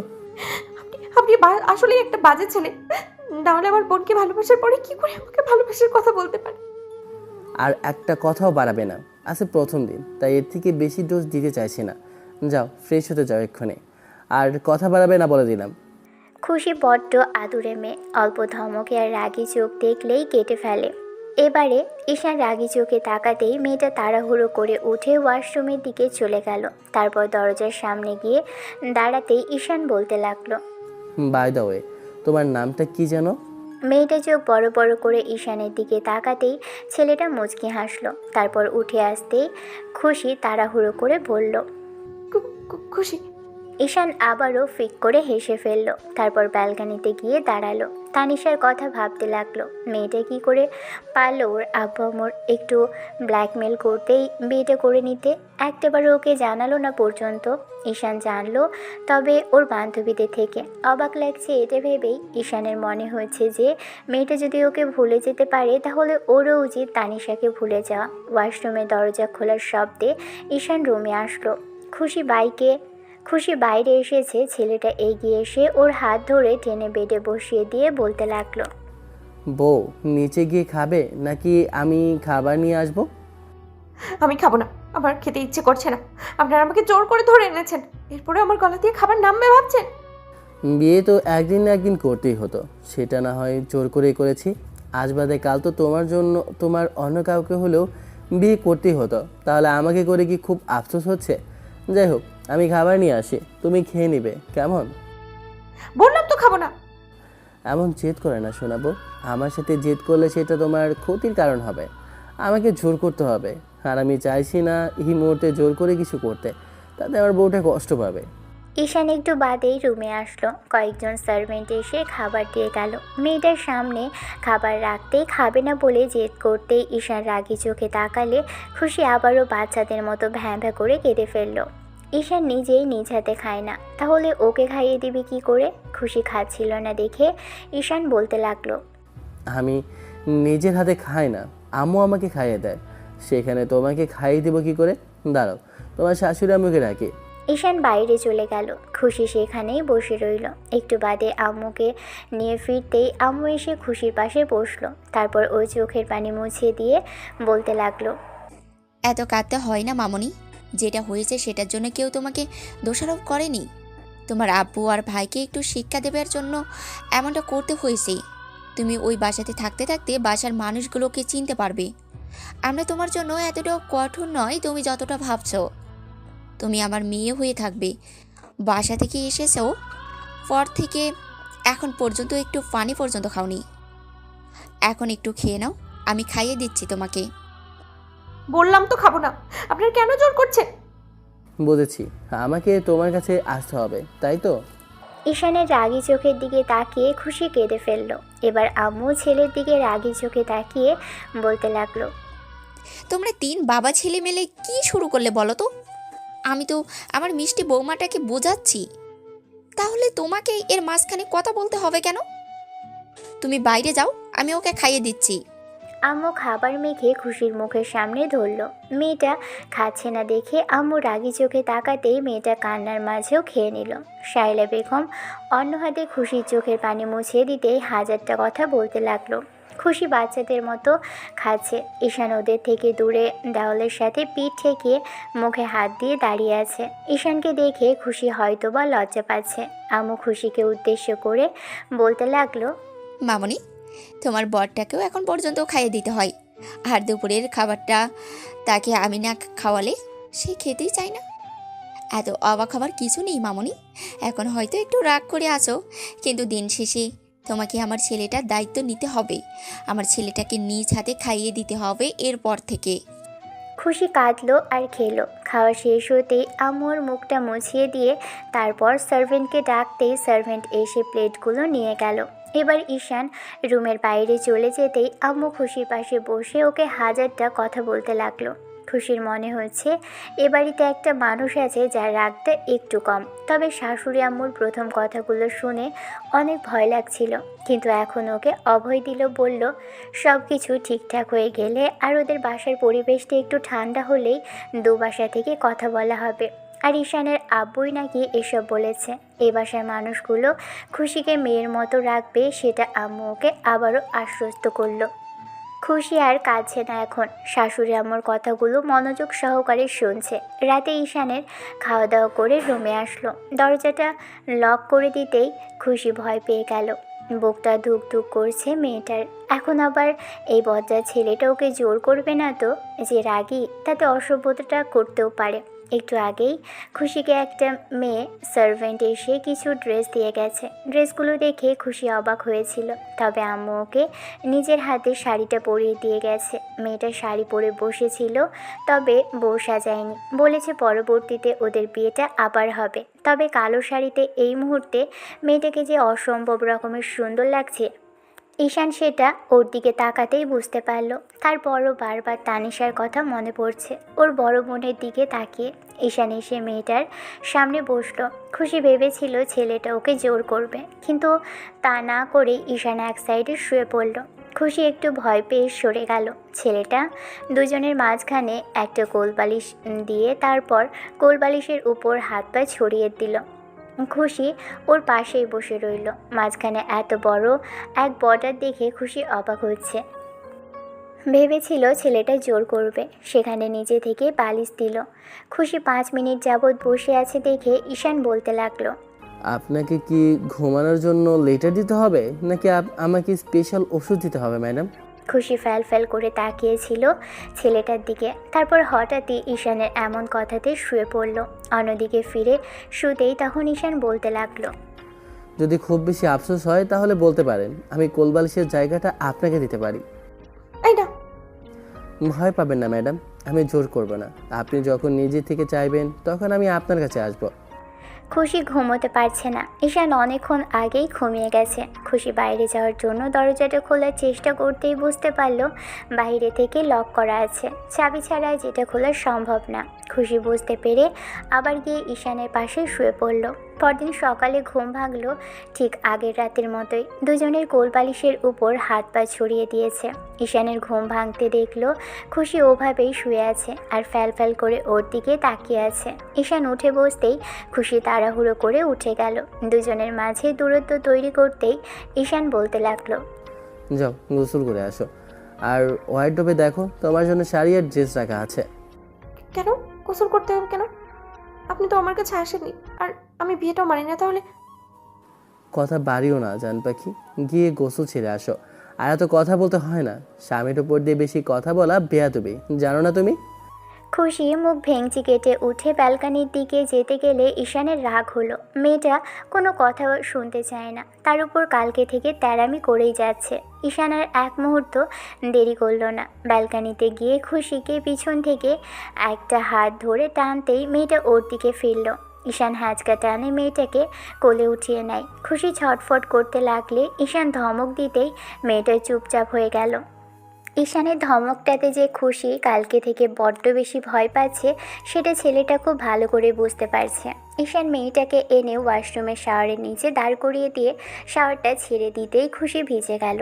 রাগের মাথায় খুশি বেশ খানিকটা ঈশানকে বকাঝকা করতে লাগলো আর বাচ্চাদের মতো ফ্যাচ ফ্যাচ করে কাঁদতে লাগলো। ছেলেটা ওয়াশরুমের দরজাটা টেনে দিয়ে গেল। একটু বাদে ওর গোসল শেষ হতেই খুশি দরজায় টোকা দিয়ে বলতে লাগলো, শোনে না, বলছি কি, আমি তো ওয়াশরুমে কিছুই আনিনি। আপনি টাওয়াল আর একটা শাড়ি দিন না প্লিজ। টাওয়াল দিচ্ছি, ওটা পরে বের হও, বাকিটা পরে দেখা যাবে। বউয়ের সাথে দুষ্টুমি করবে বলেই ঈশান এমন কথা বলল। খুশি বেরোবে না, ঈশান ওকে বারবার বের হতে বলতে লাগলো। তারপর যখন বলল না না বেরোলে টাওয়ালটা দিবে না, তখন মেয়েটা রিকোয়েস্ট করতে লাগলো। ঈশান শুধু টাওয়ালটা দিতেই খুশি সেটা নিতে গেলে ঈশান ওর হাত টেনে ধরলো। অনেক জোর জবরদস্তি করে খুশি কোনো রকমে ভিতরে টাওয়াল নিতে পারলো। তারপর আধা ঘন্টা যাবৎ বাইরে আসলো বলে জেদ করতে লাগলো। এবার ঈশান রাগের মাথায় দরজায় 2-3টা ধাক্কা দিতেই খুশি দরজা খুলে বেরিয়ে আসলো। ঈশান খেয়াল করলো শুধু টাওয়াল দিয়ে মেয়েটা নিজেকে আবৃত করে রেখেছে, বুকের উপর টাওয়াল গুজে রেখেছে। এই মুহূর্তে মেয়েটাকে একদম পুতুলের মতো লাগছে। ওর কোমর ছাড়িয়ে চুলগুলো ভেজা অবস্থায় টুপটুপ করে পানি পড়ছে। ঈশান এবার মেয়েটার দিকে এগিয়ে আসতেই খুশি ভয় পেতে লাগলো। ঈশান যতটা কাছে আসছে খুশি ততটাই পেছোচ্ছে। ঈশান হালকা করে মেয়েটার কোমরে হাত রাখতেই খুশি কাঁপাকাঁপি শুরু হয়ে যায়। ভাবে ঈশান কিছু করতে আরম্ভ করবে কিনা। তখন ছেলেটা ওর কোমর জড়িয়ে ধরে নিজের সাথে মিশিয়ে মেয়েটার চোখের দিকে তাকিয়ে রইল। খুশির চোখ খিচে বন্ধ করে রেখেছে আর দুহাতে ঈশানের বুকের উপর রেখে আটকানোর চেষ্টা করেছে। ঈশান ঘোরের মাঝে খুশির গলায় আর ঘাড়ে নাক ডোবাতেই মেয়েটা চমকে গেল। তারপর জোর করে ছাড়ানোর চেষ্টা করতেই ঈশান একটু দূরে সরে যায় আর একটু মুচকি হাসে। ছেলেটা ওয়ার্ড্রপ থেকে এক গাদা শাড়ি বের করে ওর সামনে রাখে। খুশি তাড়াহুড়ো করে সেখান থেকে একটা নিয়ে ওয়াশরুমে যায়। আধা ঘন্টা পর মেয়েটা ওয়াশরুম থেকে বেরিয়ে আসতেই ঈশান হেয়ার ড্রায়ার দিয়ে খুশির চুলটা শুকিয়ে দেয়। খুশি খেয়াল করছে ঈশান নিজে থেকে ওকে সাজাতে গোছাতে ব্যস্ত হয়ে পড়েছে। তবে ছেলেটা খুবই কেয়ারিং, সেটা খুশি বুঝতে পারছে। রাগও করতে পারছে না, আবার পরক্ষণে মনে হচ্ছে এটা ওর বোনের বয়ফ্রেন্ড ছিল, কিন্তু এখন ওর হাজব্যান্ড। মানতে না চাইলেও এটাই সত্যি যে কাল ওদের বিয়ে হয়েছে। মাঝে কেটে গেছে 7টা দিন। খুশি এই 7 দিনে ঈশানের সাথেই আছে।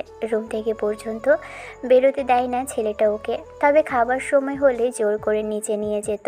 খুশি যখন যেতে চায় না আব্বু আম্মুর সামনে ওকে কোলে তোলে। খুশির লজ্জা লাগে খুব, তবে ছেলেটাকে কিছু বলতে পারে না। একা একাই নিজের মনে বিড়বিড় করে। 7টা দিন কেটে গেলেও খুশির আব্বু আম্মুর সাথে যোগাযোগ করতে পারেনি।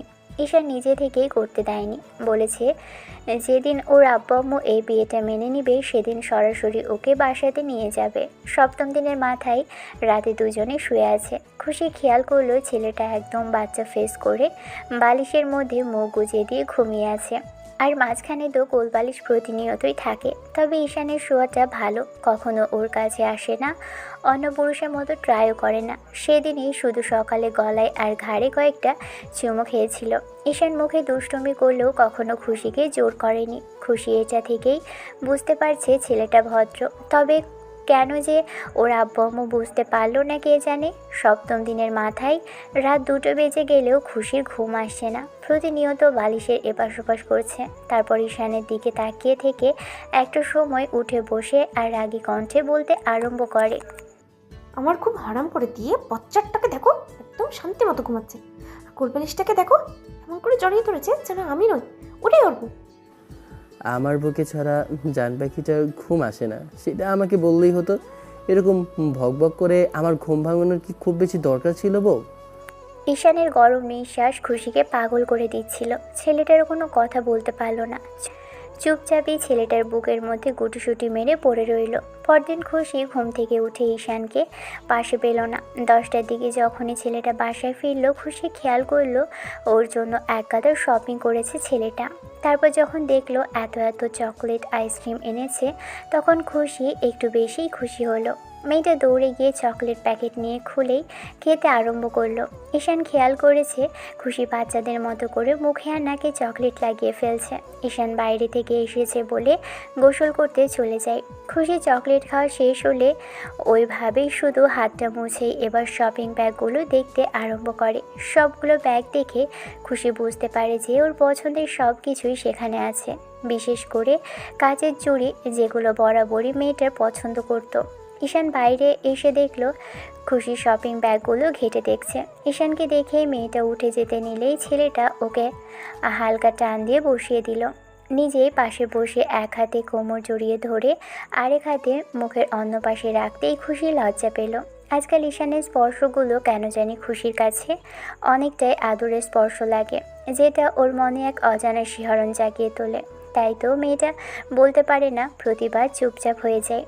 বিয়ের পরদিন থেকে যতবার মেয়েটাকে স্পর্শ করেছে ততবারই ও একদম চুপচাপ হয়ে যায়। ঈশানের এরকম স্পর্শে খুশি চোখ বড় বড় করে ওর দিকে তাকিয়ে রইল। এবার ঈশান ওর নাকে মুখে লেগে থাকা চকলেটগুলো ঠোঁট দিয়ে পরিষ্কার করে দিল। খুশি লজ্জায় একদম মাটির সাথে মিশে যাচ্ছিল।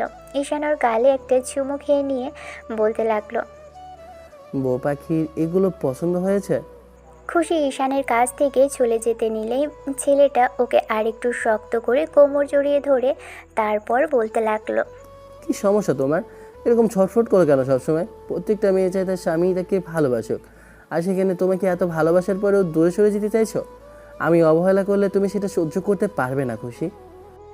খুশি মাথা নিচু করে রইল। ঈশান চুড়িগুলো বের করে নিজেই মেয়েটার হাতে পরিয়ে দিতে লাগলো। ঈশান মেয়েটার হাতে চুড়িগুলো পরিয়ে দিচ্ছিল আর হাতে চুমু খাচ্ছিল। খুশির এই মুহূর্তে প্রচণ্ড পরিমাণে লজ্জা লাগছে। ছেলেটাকে বলতেও পারছে না। খুশি ঈশানের থেকে সিনিয়র হয়েও এখনও ছেলেটাকে আপনি করেই ডাকে। মেয়েটা লজ্জা পাচ্ছে দেখেই ঈশান উঠে গেল। সেদিন দুপুরের দিকে খুশি ঈশানের কাছে ফোনটা চাইল, কারণ জিজ্ঞেস করলে খুশি বলল বাসায় কথা বলবে। ঈশান ফোনটা দিয়ে বলতে লাগলো, নাও, আব্বু আর ভাইয়ার কাছে ফোন করে বলো তোমার হাজবেন্ড তোমাকে ঠিক কতটুকু টর্চার করছে, আর বাসা থেকে এখানে ঠিক কতটুকু কষ্টে আছো। যদি পারো তো পুলিশ অফিসারের নম্বর সেভ করা আছে, সেটাই কল করতে পারো। খুশি ফোনটা নিয়ে গাল ফুলিয়ে ব্যালকানিতে চলে গেল। ঈশান জানে খুশি তেমন কিছু করবে না। মেয়েটা প্রথমে আম্মুকে কল করলো। আম্মু রিসিভ করতেই মেয়ের কথা শুনে কিছুক্ষণ কান্নাকাটি করলো। খুশি ভিডিও কল করে দেখালো ও ঠিক কতটুকু খুশি আছে। খুশি আম্মুকে বোঝালো সব ঠিক আছে। তখন আম্মু আব্বুকে ডাকতে লাগলো। ওর আম্মু ভাইয়া সবাই আসলো। খুশি ভিডিও কলটি থেকেই ওর আব্বুকে উদ্দেশ্য করে বলতে লাগলো, আব্বু, আমি এখানে অনেক ভালো আছি, তোমরা আমাকে নিয়ে চিন্তা করো না, ওরা অনেক ভালো। সেদিন হয়তো রাগের মাথায় ওরা আমাকে তুলে এনে তাদের ছেলের সাথে বিয়ে দিয়েছিল, কিন্তু এই 7টা দিনে আমার কেন যেন মনে হয়েছে ওরা মানুষ হিসেবে অতটা খারাপ না। আমি ওদের খুব কাছ থেকে দেখেছি। তোমরা যে এমন করে ওদের ছেলের গায়ে হাত তুলেছ, সেই জন্যই ওরা রাগ করেছিল। আপু যদি একই কাজ করতো ওরা করতো, তোমরা মানতে পারতে। তোমরা অনেক বড় অন্যায় করেছো, আর তার জন্য তানিশার জায়গাটা আমাকে নিতে হয়েছে। এবারে মানুষগুলো অনেক ভালো। ওর আম্মু আমাকে মেয়ের মতো ভালোবাসে। আর ঈশান, সে তো অনেক ভালো একজন মনের মানুষ। আমার এখন মাঝে মাঝে হিংসে হয় যে আমি আমার বোনের জায়গাটা নিয়ে ফেললাম। আমি তোমাদের কাছে রিকোয়েস্ট করছি, তোমরা দয়া করে এমন কোনো কাজ করো না যার জন্য দুই পরিবারের মাঝে আবারও তিক্ততার সৃষ্টি হয়। আর ওর আব্বু বলেছে যে তোমরা রাজি হলে দুই পরিবার বসে কথা বলবে। তারপরেও এমন কোনো কাজ করো না যার জন্য ঝামেলা হয়। তোমরা অন্যায় করেছিলে, সেই অন্যায়ের শাস্তিস্বরূপ আমাকে ওরা ছেলের বউ করে এনেছে। দয়া করে আর কোনো ভুল করো না, তাতে না আমার স্বামী কিংবা আমার শ্বশুরবাড়ির কোনো ক্ষতি হয়, তাহলে সেটা তোমাদের ক্ষতির কারণ হবে। আপু প্লিজ সিন ক্রিয়েট করা বন্ধ করো এবার। যেটা হয়েছে সেটা আমি মেনে নেওয়ার চেষ্টা করছি, এখন তোমরাও করো। তুই কি বলছিস বল? বোন, তোর কি মাথা ঠিক আছে? ওরা তোকে জোর করে তুলে নিয়ে গিয়ে ছেলের সাথে বিয়ে দিয়েছে, এসব আমরা মেনে নেব? তাহলে কি করবেন? ওদের পুলিশে দেবে? তোমরা থানাতে গিয়ে কমপ্লেন করবে? যা খুশি তাই করতে পারো। আমি ঈশানের সাথে ভালো আছি। বলতে পারো 7 দিনে কি এমন দেখলাম? 7 দিনে দেখেছি ওরা কতটা ভালো। দেখো, এর থেকে ভালো বাড়িতে হয়তো বা তোমরা আমাকে বিয়ে দিতেই পারতে না, দিতে পারতে, কিন্তু যে ছেলেটা আমার বোনকে ভালোবাসতো সে আমার সাথে মানিয়ে নেওয়ার চেষ্টা করছে। আর এসব শুধু তোমাদেরই জন্য। তোমরা নিশ্চিন্তে থাকতে পারো, উনি আমার কোনো ক্ষতি করতেই দিবে না। তাই দয়া করে এমন কোনো কাজ করো না যার জন্য সেটা আমার কষ্টের কারণ হয়। আপু তাহলে আমি কষ্ট পাবো, এখন এটা আমারও পরিবার। মেয়ের এমন কথা শুনে বাবা, ভাই আর আম্মু চুপ করে রইল। খুশি কলটা কেটে দিল। তারপর একটু বাদেই ওর বোনকে ফোন করতেই তানিশা বলতে আরম্ভ করলো, আপু, তোর নাকি ঈশানের সাথে বিয়ে হয়েছে?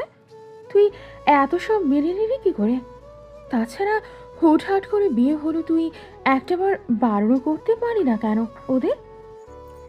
খুশি ছোট বোনকে সব ঘটনা বলল। সব শোনার পর তানিশা চুপ করে রইল। তারপর খুশি ওকেও ভিডিও কল দিল। তানিশা বোনের চোখে মুখে খুশি দেখে বুঝতে পারল বোনকে দেখে মনে হচ্ছে না খুব বেশি কষ্টে আছে। খুশি একটু হাসার চেষ্টা করে বলল, তুই কিভাবে পারলি ঈশানকে ছেড়ে অন্য কাউকে বিয়ে করতে? তুই ছেলেটার সাথে পালিয়ে যেতি, শেষে তোর বয়ফ্রেন্ডকে আমার বিয়ে করতে হলো। এটা কি কম কষ্টের বল? আমি এই বাড়ির আসার পর থেকেই দেখেছি ওরা ঠিক কতটুকু ভালো মানুষ। ওদের সাথে আমি মানিয়ে নেওয়ার চেষ্টা করছি। আমি প্রথমে ভেবেছিলাম সুযোগ পেলে পালিয়ে যাব, কিন্তু আমার এখন এখান থেকে পালিয়ে যাওয়ার আর কোনো ইচ্ছেই নেই বোন। তবে এইটুকু মনে হচ্ছে, তুই যদি এই বাড়ি এসে থাকতি তাহলে বুঝতে পারতি ওরা ঠিক কতটুকু ভালো। আমার মনে হয় তুই এই বিয়েটা ইচ্ছে করেই করিসনি, তাই না? দুজনের মাঝে কিছুক্ষণ নীরবতা চলল। তারপর তানিশা বলতে আরম্ভ করলো, আপু, ঈশান আসলেই অনেক ভালো একটা ছেলে। আমি ঈশানের পরিচয় ওর বাবার সম্পর্কে না জেনেই ভালোবেসেছিলাম। তারপর যখন জানতে পারলাম যে ও এত বড় লোকের ছেলে হয়েও আমার জন্য পাগল, তখন অবাক লেগেছিল। ঈশান আমার থেকেও ভালো আর বড় লোকের সুন্দরী কোনো মেয়েকে ভালোবাসতে পারত। দেখ আপু, যেটা হয়েছে সেটার জন্য আমি বা তুই কেউ দায়ী নই, শুধু আব্বু আম্মু এর জন্য দায়ী। ভাইয়া আর আব্বুর রাগের কারণে আমরা আর ওকে হারাতে হলো। আর সবচেয়ে বড় বিষয় কি জানিস তো, আমি শেষ পর্যন্ত চেষ্টা করেছি কিন্তু পারিনি আপু। আব্বু আম্মু এখন করে ইমোশনালি ব্ল্যাকমেল করুক, যার জন্য আমার রাগ করে থাকতে পারিনি। কিন্তু ভাবিনি সেই ঈশান আমারই বড় বোনকে বিয়ে করবে। আপু, আমি জানি না তোকে কি বলবো, তবে হিংসে হচ্ছে তোর ভালো থাকা দেখে। তোকে দেখে আমি বুঝতে পারছি তুই ভালো আছিস, না হলে 7 দিনের মাথায় তুই কল করতি না। আর ওরাও তোকে আমাদের সাথে যোগাযোগ করতে দিত না। আমি বলবো তুই ঈশানের সাথে মানিয়ে নেওয়ার চেষ্টা কর। ঈশান সত্যিই খুব ভালো মনের একজন মানুষ। ও হয়তো তোর ওপর রাগ করে একটু ঝাড়ি মারতে পারে, একটু ধমক দিতে পারে, তবে দিন শেষে ছেলেটা অনেক ভালো মনের একটা মানুষ। আমার হিংসে হলেও আমি তোকে ছোট বোন হিসেবে তোকে উপদেশ দেব, ছেলেটাকে ভালোবাসার চেষ্টা কর। আমি জানি ও আমাকে ভালোবাসতো, এখনও হয়তো বাসে। তারপরও বলবো আপু, তুই ঈশানকে ভালোবাসার চেষ্টা কর। ও তোকে একটু হলেও ভালোবাসবে। সেই একটু ভালোবাসাই তোর জন্য আকাশ পরিমাণ হবে, দেখবি। ঈশান অনেক সহজ সরল, এত বড় লোকের ছেলে হওয়ার পরেও ওর মধ্যে কোনো অহংকার নেই। আপু, তুই মানিয়ে নেওয়ার চেষ্টা কর। আমি সুযোগ হলেই ঈশানের সাথে কথা বলবো, তোকে কষ্ট না দিতে বলবো। দু বোন আরও কিছুক্ষণ কথা বলল। ঈশান পিছনে দাঁড়িয়ে থেকে সবটাই শুনেছে। মেয়েটা যে ওর আব্বু আম্মুকে এসব কথা কেন বলল ঈশান জানে না, তবে অবাক লাগছে। ঈশান রুমে এসে বেডে গা এলিয়ে দিল। চোখ বন্ধ করতেই এরই মাঝখানে খুশি এসে ওর দিকে ফোনটা এগিয়ে দিয়ে বলতে লাগলো, নিন আমার ফোন। ঈশান উঠে বসলো, ফোনটা হাতে নিয়ে তারপর খুশিকে টেনে পাশে বসালো। মেয়েটার মুখোমুখি বসে গালের পাশে হাত রাখতেই খুশি মেয়েটার চোখের দিকে তাকালে, তবে আজকে আর ছাড়ানোর চেষ্টা করলো না। ওর দিকে একদম মায়াবী দৃষ্টিতে তাকিয়েই রইল। ঈশান একটু হেসে ওর কপালে একটা চুমু খেতেই খুশি চোখ জোড়া বন্ধ করে নিল। যতটুকু স্বামী হিসেবে জোর করি সেটুকু তোমার আমার দূরত্বের জন্য খুশি। তুমি আমার থেকে সবসময় পালিয়ে না বেড়াও, স্বামী স্ত্রীর মাঝে এতটুকু হতেই পারে। খুশি, আমি জোর করে তোমার সাথে কিছু করতে চাই না, তবে যদি শান্ত থাকো তাহলে তোমার আমার পরিবারের সম্পর্ক ঠিক হয়ে যাবে। দ্বিতীয়বারও তো কাউকে মানুষ ভালোবাসে, আমি সেটা চেষ্টা করছি। এখন তুমি এমন কিছু করো না যার জন্য আমি সেটা করতে ব্যর্থ হই। তুমি কালকে থেকে রোজ তোমার পরিবারের সাথে যোগাযোগ করতে পারবে, তবে হ্যাঁ, আমার পরিবারের সাথে খারাপ কিছু করার চেষ্টাও করো না। আমি তোমাকে কালকেই ফোন কিনে দেব। আর এই কয়দিন তোমার বাসার সাথে যোগাযোগ না করতে দেওয়ার জন্য আই এম রিয়েলি সরি বউ। ঈশান কথাগুলো বলে বেরিয়ে গেল। এমন করেই দিন কাটতে লাগলো। এরই মাঝখানে খুশির ভাই অনেকবার চেয়েছিল পুলিশের সাথে কথা বলতে, কিন্তু খুশির আব্বুই বারণ করেছে। ওর ভাই একটু রাগে কিনা সেজন্য সবটা নিজের মতো করেই ভাবে। এরই মাঝখানে ঈশানের ভাইয়া আব্বুর সাথে কথা বলেছে। দুজনে ভেবেছে যদি খুশির পরিবার থেকে সবটা ঠিকঠাক করে নিতে চায় তাহলে ওদের দিক থেকে কোনো সমস্যা নেই। আব্বু এও সিদ্ধান্ত নিয়েছে দু পরিবারের সম্পর্কের উন্নতি হলে ওদের বিয়েটা আবারও ধুমধাম করে দিবে। আর বড় ভাইয়ের জন্য আব্বু তার বন্ধুর মেয়েকে ঠিক করে রেখেছিল। মেয়েটার সাথে ভাইয়া গত কয়েক মাস যাবৎ কথা বলছে। দুজনের মধ্যেই ভালো বোঝাপড়া। মাঝখান থেকে ঈশানের বিয়েটাই যাকে ভালোবাসে না তার সাথেই হলো। মাঝখানেই 2 মাস পেরিয়ে গেল। এরই মাঝখানে খুশির দিক থেকে তেমন কোনো সিগন্যাল না পেলেও মেয়েটার আগের মতো আর ছটফট করে না। সব সময় ওর সাথে রাগ যে দেখায় না। প্রথম 1 মাস একটু তেড়ামি করলেও এখন আগের থেকে অনেক বেশি স্বাভাবিক হয়ে গেছে। ঈশান যেটা বলে সেটা খুব সহজেই মেনে নেয়। ঈশান বুঝতে পারছে খুশি নিজের রাগ আর জেদ থেকে ওকে ভালোবাসতে পারছে না। জোর করে ওকে বিয়ে করার জন্যই এমন করে দূরে সরে থাকে। ঈশান জানে খুশি ওকে বোনের প্রেমিক ভাবলে কখনোই ভালোবাসতে পারবে না। হয়তো খুশিও এগুলোই ভাবছিল। এরই মাঝখানে আব্বু আম্মুর রুমে আসে। আব্বু ঈশানের কাঁধের উপর হাত রাখতেই আব্বু আম্মুর উপস্থিতি টের পেয়ে ঈশান পিছন ফিরে দেখলো দুজনেই দাঁড়িয়ে আছে। তোমার শ্বশুর শাশুড়ির সাথে আমার কথা হয়েছে, তোমরা ওদের বাসায় যাও আর কয়েকটা দিনের জন্য ঘুরে আসো।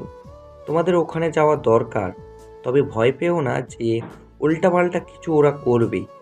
আমি ওর আব্বুর সাথে কথা বলে নিয়েছি। ভদ্রলোক নিজের কাজের জন্য খুবই লজ্জিত। পারে তো পায়ে হাতে ধরে মাপ চাইছিল, এমন একটা অবস্থা। খুশি আমাদের হয়ে কথা বলেছে, এটা আমি জানি। খুশি বলেছে বাসায় গিয়ে উল্টাপাল্টা কিছু হয় এরকম কিছু ওদের দ্বারা হবে না। খুশি তোমার সাথে বাসায় যাওয়ার জন্য রেডি আছে, ভয় পাওয়ার কিচ্ছু নেই। তোমরা বিকেলের দিকে ওদের বাসায় যাও। আব্বু আর ভাইয়ের কথা অনুযায়ী ঈশান খুশিদের বাসায় অর্থাৎ শ্বশুর বাড়ি আসে। সন্ধ্যার মুখে মেয়েটার বাসায় আসতেই ওদের বেশ ভালোভাবেই আপ্যায়ন করা হলো। খুশি ঈশানের হাত ধরে টানতে টানতে ওকে নিজের রুমে নিয়ে আসে। রুমটা বেশ সাজানো গোছানো। ঈশান একটা জায়গায় বসে পড়তেই খুশি ওকে টেনে উঠিয়ে ওয়াশরুমে পাঠিয়ে দেয়। ঈশান বুঝতে পারে না আজকাল মেয়েটা নিজে থেকেই ওর সাথে কথা বলে, নিজে থেকেই কাছে আসার চেষ্টা করে।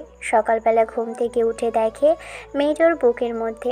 ঈশান জড়িয়ে ধরলেও ওকে তেমনভাবেই স্পর্শ করা হয়নি। যতবারই ওর কাছে যেতে নেই ততবারই তানিশার কথা মনে পড়ে। ঈশান সেদিন তানিশার বলা কথাগুলো শুনে বুঝতে পেরেছে তানিশা চাইলেই বিয়েটা আটকাতে পারত, ওর সাথে পালিয়ে যেতে পারত, কিন্তু মেয়েটা সেটা করেনি। তাহলে ওর কথা মনে রাখবেই বা কেন? ঈশান সব চেষ্টা করেছে ঠিক করে নেওয়ার, কিন্তু কি করে পারবে?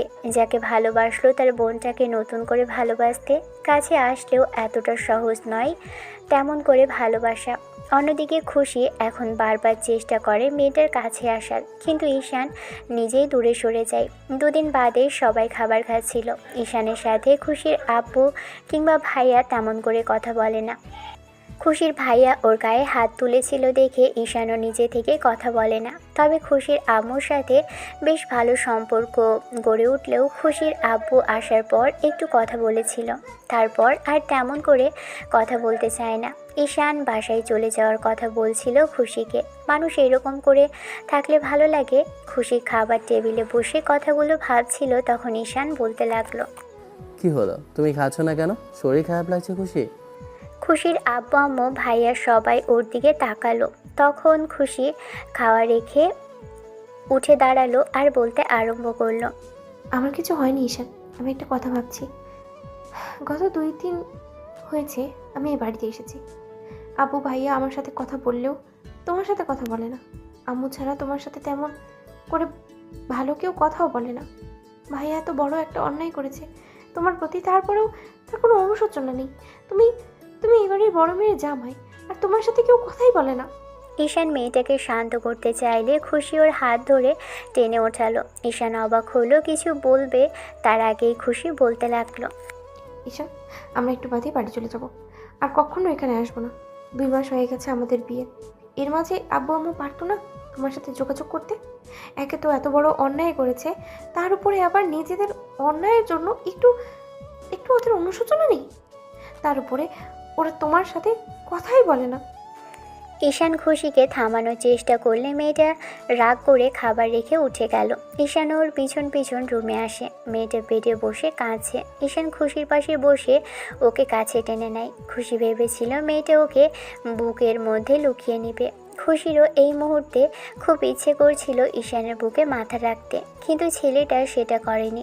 ওকে বোঝালো। সন্ধ্যার মুখে খুশির আব্বু আর ভাইয়ার সবাই এসে ঈশানকে অনেকবার সরি বলল। ঈশানের সাথে খুশির ভাইয়া অনেকক্ষণ যাবৎ কথা বলেছে। তারপর রাত 8টার দিকে খুশির ছোট বোন অর্থাৎ তানিশা ওর স্বামী সমেত বাসায় আসলো। ঈশানের সাথে দেখা হলেও শুধু জিজ্ঞেস করেছিল, কেমন আছে ঈশান? জি আলহামদুলিল্লাহ ভালো। ঈশান জিজ্ঞেস করেনি যে তানিশা কেমন আছে, তবে মেয়েটার স্বামী সংসার নিয়ে খুব ভালো আছে। ঈশান সেটা খুব ভালো করেই জানে। তাহলে সেই মেয়ের জন্য কেন নিজে কষ্ট পাবে? আর তানিশা যে সব কিছু ভুলতে বসেছে ঈশান সেটা জানে। অন্যদিকে খুশি এখন ঈশানের প্রতি দুর্বল, ছেলেটা বুঝতে পারছে। তবে মেয়েটা নিজে থেকে না বলা পর্যন্ত যে ওর কাছে আসবে না ঈশান, সেটাতেই বদ্ধপরিপক। কত রাতে খাওয়া দাওয়ার পরে ঈশান রুমে গিয়ে শুয়ে পড়েছিল। খুশিকে ওর বোন ডেকে ছাদে নিয়ে যায়। তারপর দুজনে পাশাপাশি দোলনায় বসে রইল। কি ব্যাপার, এত খুশি কেন তুই? আর হঠাৎ করেই বাসায় আসলি? নাকি আমি এসেছি দেখে আমার সংসার কেমন চলছে সেটা দেখার জন্য এসেছিস? তেমনটা না আপু, তোমাকে অনেকদিন দেখি না, তাই ঈশানের সাথে হ্যাপি আছো সেটা দেখার জন্য এসেছি। তবে তোমাকে দেখে আমার খুশি মনে হচ্ছে না। তোমার যে মনটা খুব বেশি খারাপ সেটা আমি বুঝতে পারছি। কি হয়েছে আমার আপুর? তানিশার কথাতে খুশির চোখে পানি টলমল করতে লাগলো। একটা মেয়ের স্বামী তার থেকে দূরে থাকে, তার ভালোবাসা প্রকাশ করতে পারে না। সে তাকে ভালোবাসে, তারপরও কাছে আসে না। ঈশানের স্পর্শ প্রথমে বিরক্তি লাগলেও এখন ছেলেটার আদুরে স্পর্শগুলো খুব বেশি আপন মনে হয়। খুশির মুখটা তানিশা ঘুরিয়ে ধরতেই খুশি কেঁদে ফেলল। ফুপিয়ে কেঁদে উঠল মেয়েটা। বোনটাকে এক হাতে জড়িয়ে ধরতেই খুশি ওর বোনকে জড়িয়ে ধরল। কিছুক্ষণ তানিশা ওর বোনের মাথায় হাত বোলালো আর হাজারটা কথা বলতে লাগলো। ওর পরিবার, ওর স্বামী সংসার কেমন চলছে সবই বলল। তারপর খুশি আর ঈশানের মাঝে কতটা দূরত্ব সেটা খুশি বলে দিল। তখন তানিশা বলতে লাগলো, আমি তো সব কিছু ভুলে গিয়ে নতুন করে শুরু করার চেষ্টা করছি। তাহলে আমার বয়ফ্রেন্ড ভেবে এত দূরে রাখার কি ছিল? ঈশানকে ভালোবাসতেই হতো। একটাবার তো চেষ্টা করে দেখতে পারতে। আমি বলেছি না ঈশান ছেলে হিসেবে অনেক ভালো, কিন্তু তুমি সেটা বোঝার চেষ্টা করনি। ছেলেটা নিজে থেকে বলেছিল নিজের রাগের কথা। দেখো, ও যদি জোর করে তোমার কাছে আসতো তুমি কি বলতে? বলতে যে ও তোমার উপর পুরুষত্ব দেখাচ্ছে। সেটা ঈশান করেনি। ও চেয়েছিল তোমাকে সময় দিতে, সেটা দিয়েছে। তাহলে তুমি কেন প্রকাশ করনি ওকে ভালোবাসো? জানি না, যতবার ও আমার কাছে আসে ততবারই মনে হয় ও তোর বয়ফ্রেন্ড ছিল। ঈশান তোকে ভালোবাসতো, এখন আমার সাথে কি করে মানিয়ে নেবে? আমি ওকে ভালোবাসি বলতেও পারি না। আমার খুব খারাপ লাগে জানিস। রাতে যখন ও ঘুমের করে আমাকে জড়িয়ে ধরে, আমার খুব ইচ্ছে করে ওকে বলতে। আমি বিয়েটা প্রথমে মানতে চাইনি, কিন্তু এখন ইচ্ছে করে ওকে বলতে আমি ওকে খুব ভালোবাসি রে বোন। তাহলে দেরি করছো কেন? বলে দিলেই তো ঈশান তোমাকে ভালোবাসবে। হ্যাঁ, তো কানাকাটি করার কি আছে? আমি ভেবেছিলাম তোমাদের মাঝে সব ঠিকঠাক হয়ে গেছে, আর তুমি ওর থেকে দূরে সরে থাকো। ও তো একটা পুরুষ মানুষ, ও নিজের কথাতে তোমার থেকে দূরে সরে আছে। আর এর একমাত্র কারণ আমার পরিবার। তুমি এগিয়ে গেলেই দেখবে তোমার কাছে আসবে। আপু, ভালোবাসার মানুষটাকে আগলে নিতে হয়, দূরে সরে যেতে নেই। তানিশা আপুকে বুঝিয়ে রুমে পাঠিয়ে দিল। রুমে এসে দেখলো ঈশান রুমে নেই। খুশি চোখ মুখ লাল হয়ে আছে। খুশি ওয়াশরুম থেকে ফ্রেশ হয়ে আসলো, দেখলো ঈশান ব্যালকানিতে দাঁড়িয়ে আছে। আনমনে মেয়েটা এসে ওর পাশে দাঁড়ালো। ঈশান একবার আর চোখে তাকিয়ে থেকে তারপর ফোনটা একবার হাতে নিয়ে পকেটে রাখলো। রাত 11টা বেজে গেছে। মেয়েটা এতক্ষণে ঘুমিয়ে পড়ে প্রতিদিন, আর আজকে কিনা ঘুমোয়নি। তার উপর কেমন যেন এলোমেলো লাগছে। চোখ দুটো কেমন ফোলা ফোলা, দেখে বোঝা যাচ্ছে কান্না করছিল। ঈশান খুশির হাবভাব দেখে ভাবলো মেয়েটা ওদের সম্পর্কে খুশি না, তাই ছেলেটা বলতে লাগলো, খুশি, আমি জানি আমার সাথে তুমি মানিয়ে নিতে পারছো না, আর পারবে কিনা সেটাও জানি না। আজকে তুমি আব্বু আমার ওপর রাগ করে যে কাজটা করেছো, তার জন্য আমি অনেক খুশি হয়েছি। তুমি যে তোমার বোনের বয়ফ্রেন্ড ভেবে আমার থেকে দূরে থাকো, সেটা আমি খুব ভালো করেই জানি। অধিকার থাকা সত্ত্বেও আমি তোমাকে কখনো জোর করিনি খুশি। স্বামী হিসেবে যতটুকু না করলে নয় ততটুকু করেছি, আর সেটা তোমার কাছে জোর জবরদস্তি ছিল খুশি। ঈশানের কথা শেষ হতেই খুশি ফ্যাচ ফ্যাচ করে কেঁদে ফেললো। ঈশান অবাক হলো, মেয়েটার এমন করে কাঁদছে কেন? তুমি এত কিছু বুঝতে পারো আর আমাকে বুঝতে পারো না ঈশান? আমি কি চাই, আমার মন কি চাই সেটা জানো না? আমি রাগ করে সেই দিন বলেছিলাম বিয়েটা মানি না। তুমি আমাকে সুযোগ দিয়েছো, কিন্তু আমি তো পালাইনি। ঈশান, যদি তাই হতো, যদি তোমাকে ভালো নাই বাসতাম, তাহলে তো পালিয়েই আসতাম। তারপরেও তুমি কেন আমাকে বুঝতে পারো না? তুমি তুমি জোর করেও তো পারতে আমার কাছে আসতে। আমি তো চাই তোমাকে ভালোবাসতে। তুমি কেন ভালোবাসো না আমায়? আমি কি তানিশার চেয়ে দেখতে খারাপ ঈশান? প্লিজ বলো, কি করলে তুমি আমাকে ভালোবাসবে? মেয়েটার এমন কান্নাকাটি দেখে ঈশান কিছুক্ষণ চুপ করে থেকে তারপর একটু সময় ফিক করে হাসলো।